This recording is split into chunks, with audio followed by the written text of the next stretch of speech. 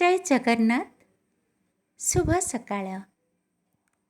समस्त गुरुजन को मोर विनम्र प्रणाम तथा अन्य मानक मोर अजस्र भल पाइबा।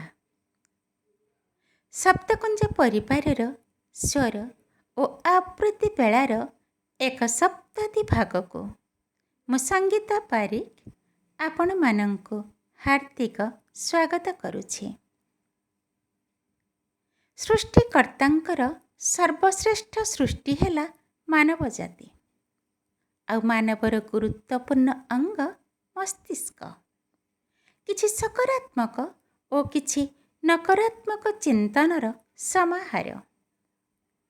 जेतेबेले नकारात्मक चिंतन अधिक क्रियाशील होई पड़ती सेतेबेले मानव व्यवहार रे उग्रता परिलक्षित हुए। अतिष्ठ होई पड़ती अन्य माने त्राही त्राही करी दयामयंकु गुहारी करती। दुखींकर दुख भंजन करिबा पई धरारे अवतरण करते ईश्वर बा ईश्वरी।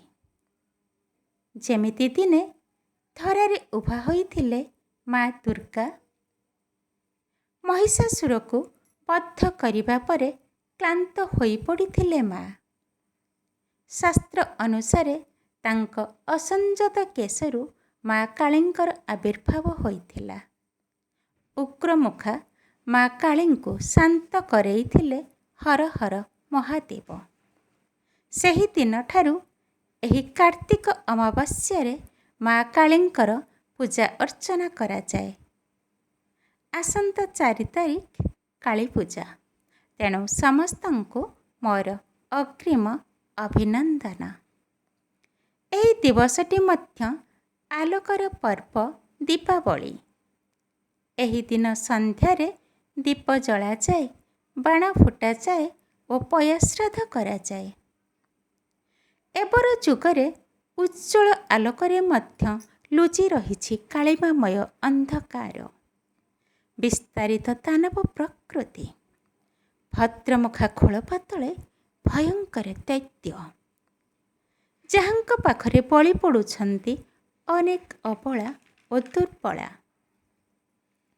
तेणु आसंतु ना एही दैत्यंकर विनाश पई मर्त्यको शुभ्रालोकरे भरी देवा पई गुहारी करिबा माँ कालींको आउ आम सप्तकुंज पई मागी नेबा अजस्र आशीष। गत सप्ताहरे जो साधक साधिका माने एही बेलारे भाग नेइथिले सेमाने हेले ताप्तिमयी पंडा मिश्र, दुर्योधन पारिक, रंगलता नायक, अर्चना पात्र, कार्तिक सेठी, संतोषिनी दास, बनजा मिश्र।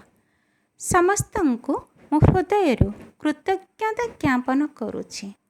आ परिवारर समस्तंकु अनुरोध करुछि कि आपण माने समस्ते एही बेलारे भाग नेई एही बेला को साफल्य मंडित करंतु। धन्यवाद। जय जगन्नाथ।